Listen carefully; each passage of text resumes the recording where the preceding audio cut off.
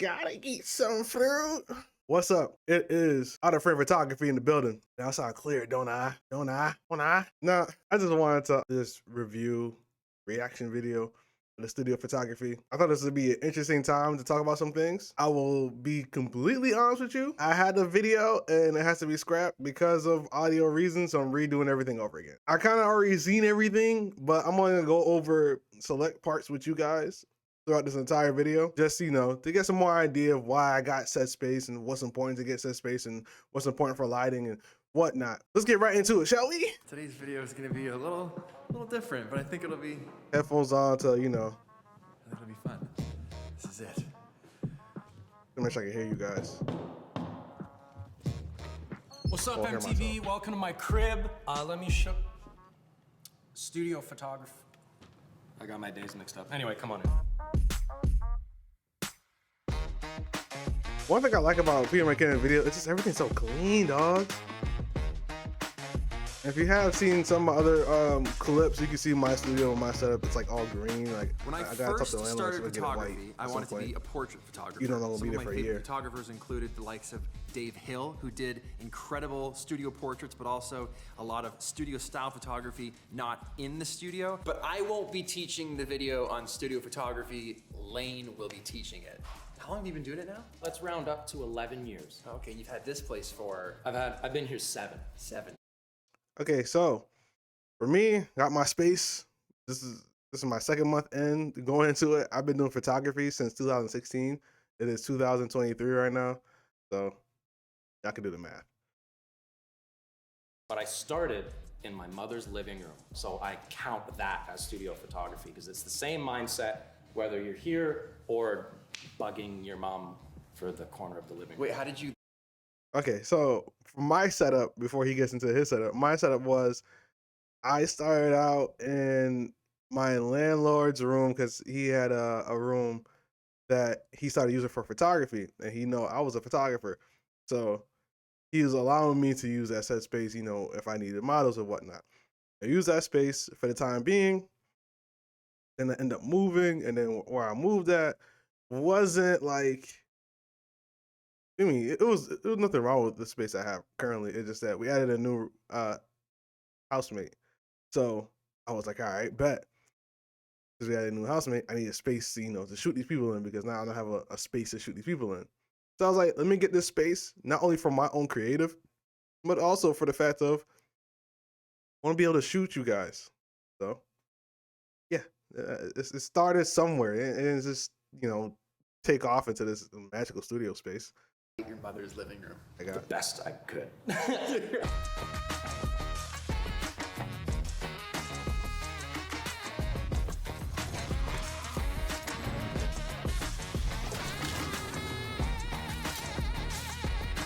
So if you've ever wanted to know how to shoot in studio, He got the Baruto tattoo palm on his hand.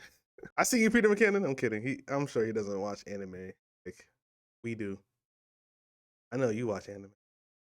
I know you do. Okay, I know you don't, but I'm just saying for the anime people out there, we know. what to do, how to do it, how to direct people, what lights to use, all of the things, this is the video for you. In real life, it looks real shoddy and kind of grody, but through the magic and the lie of photography, this crappy little backdrop will look pretty decent. I can honestly say if I found this anywhere or in a church, I would most certainly leave it. So one thing I will say, well, a couple of things I will say, but one of the things I will say, definitely having an eye for something that you see that other people don't see is definitely a skill. Just like Peter McKinnon said, and I agree with him, I would just left it where it was at. I didn't see no value in it. It's not clean, it's not proper, but depending on what style and what you're going for, what aesthetic, it can be very appealing based on the person. Now, I'm also in the process of getting a new camera. I'm actually still debating on it because of the fact that I should save some money instead of just, forcing myself to buy this camera and not having said money. For me, the reason why I'm buying this camera, and every photographer knows, get the lens, not the body, yada, yada, yada. I'm switching from a DSLR to a mirrorless. That's the plan. And in order for me to do that, and yes, I could get a mount to use my old lenses with the new lens, but I'm doing a major upgrade. This upgrade, I'm not planning on getting another camera for years. This upgrade, I'm looking at it as, okay, if I get it with the quality I get, I can get more clients. There are some advantages to grabbing this camera versus sticking with the Canon AD. As a matter of fact, hold on. This thing is heavy. Like, not too bad, but this is definitely like, I want to say 13 pounds, including with this on here. And I shot some amazing photography with this. Can you imagine what's gonna happen when I get new Ooh, ooh boy, oh boy. Ooh, let me stop. Let's continue on. One of my favorite things about being a creative and a photographer is clients would just be like, all right, so this is it? This is it. And it's just like, yeah. And we'll start shooting and then I know, so for me personally, I know I gotten that same reaction, just not verbally. If they do like it, they'll actually say they like it. But if they don't like it, it'll just show in their facial expressions like, this is how you make your magic? You make your things? You make your workpiece? I'm like, yeah. Showing the photos, it's like, oh, that looks nice. And it's like, yeah. All lighting mainly. You know, the space is just a space. You can shoot anywhere. As a matter of fact, there were some locations, there were some places I've seen photographers shoot, whether it be online or physically in person, and I would have never chosen those locations. I would have never. That was just not me. However, based on what you want, based on what you're going for, there's no such thing as a bad location. There's no such thing as a bad shot. It all depends on what are you trying to say through your shots, through your photography, through your model, etc. Obviously, you're not going to bring a high-end fashion model to the dumpster. Maybe that might be your thing. Maybe you might try to say, hey, fashion is trash. Who knows? I don't know. I'm just making up stuff. just throwing it out there. show them the back of the camera to be like, so this is what the shots look like. And they go, what has, You know what I mean? dumbfounded. Speaking of studio photography, I'm actually going to make a studio within the studio specifically for studio photography because I realized something the other day. I've had now 4 different studios in the last 10 years. Only one of those had an actual spot to shoot photos, to shoot portraits. So I actually thought this part of the new office would be perfect to turn into a portrait studio because of. And this is why I advocate any creative, not just photographers, any creative, definitely find a way to get your own space, whether it is in your home, whether it's outside your home, get you a space. And you don't have to be a spot where one could say, you know, you pay for. It could be, say, a friend spot. Let's say it's a location where a rooftop or a parking lot, or something that screams are creative. I've done parking lots for dancing. Now I'm at my studio for dancing. I've done here for photography. Now I'm at my studio for photography. Like, and obviously things are going to switch as time goes along. I'm very into the game of I want an aesthetic look. It sucks for me because I have to have the patience to not put all that money out there for that aesthetic look. But I also know that with that aesthetic look comes the clients. So it's like one of those trade-offs, and it's like, you know, I would definitely advocate, unless you're willing to really take that risk, don't take the risk. Don't take the risk of, yo, I want this spot, and you don't know the result of said thing. I'm kind of in that boat. Like the last 2 people I shot, I honestly don't know how they found me.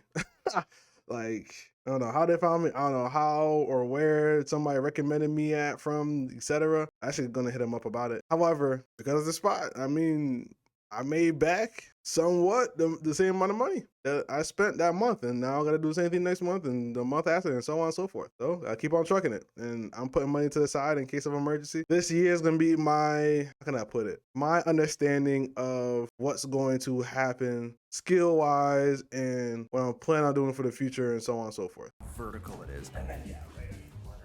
That Peter McKinnon is so helpful and handy. Just trying to do my part. What a nice young man. Okay, anything I should know when we're shooting? Yeah, do you have a good side?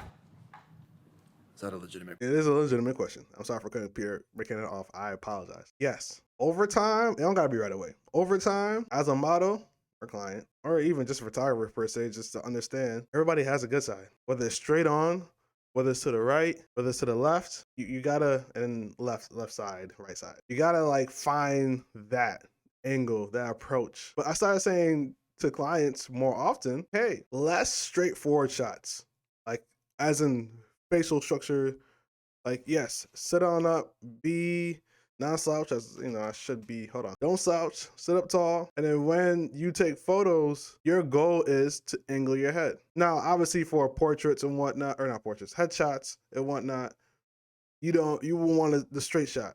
You know, there's certain aesthetic, depending on when you do like this, it creates a better feel versus something like this. Like there's a difference in character, and again, it depends on the person, depends on the personality the person has, so on and so forth, the outfits, the scene that you're going for, like all that plays in the factor. For most cases, you want to angle yourself, not slouch. You want to angle yourself, and it feels weird because you're gonna do like this a lot, you're gonna do like this a lot, you're gonna do like this a lot. It's a lot of small details that make an overall sense of the photo. But let's continue. Actually, yeah. No, just I want to know what side to put the light on, so you're gonna have to favor a side. I don't really. Sometimes you'll be in studio and you'll have your lighting set up to favor one side, and when you put your subject in there and you ask them to get there, they give you this look like, Probably makes no difference though. it makes a difference only in your subject's eyes, their confidence, their self-esteem. You lose that, you're done. I think this is probably my good side. Can we move the lights to the other? Absolutely not. Absolutely not. Savagery. What is this light? I'm glad you asked. This is an old ARRI spotlight that I found behind the dumpster. No. Yeah. But it's cool because it's like just a really high-powered vintage tungsten light.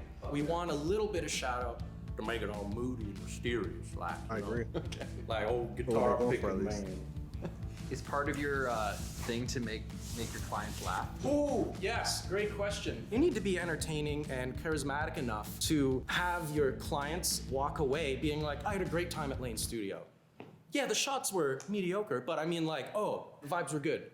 I 100% agree. Even you guys watching this video content and then probably trying to understand why I'm into this or why am I talking to you guys about the things I'm talking to you guys about. I am not as goofy as I should be right now. And I would like to be.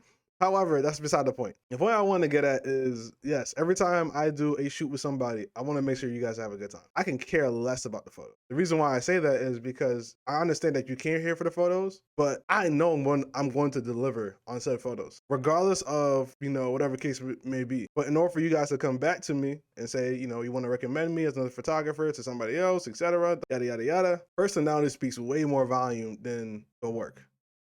Not to say the work is not important, it just speaks more volume. You need to have that side of you that says, yeah, I want to work with this guy again. Prices may vary, but whatever, that's beside the point. I want to work with this guy again. I like this guy. I like the humor, I like the aesthetic, I like the feel, like the vibe of everything. It makes you feel comfortable, makes you feel good doing shots, etc. Definitely have a personality when you're doing shoots if you're starting out as a photographer or if you're interested in doing photography. Photo shoot, I do something like this. And it works for like a lot of viewpoint jobs too, by the way. of what I need to do and how I need to do it. For example, we're setting up look number one, and I write down what lens, what kind of general setup, where the light's coming from. Going into every studio shoot with some idea of preparation helps you, and it also helps your clients and your subjects feel a little bit more trusting, because it's like, yeah, I have a plan.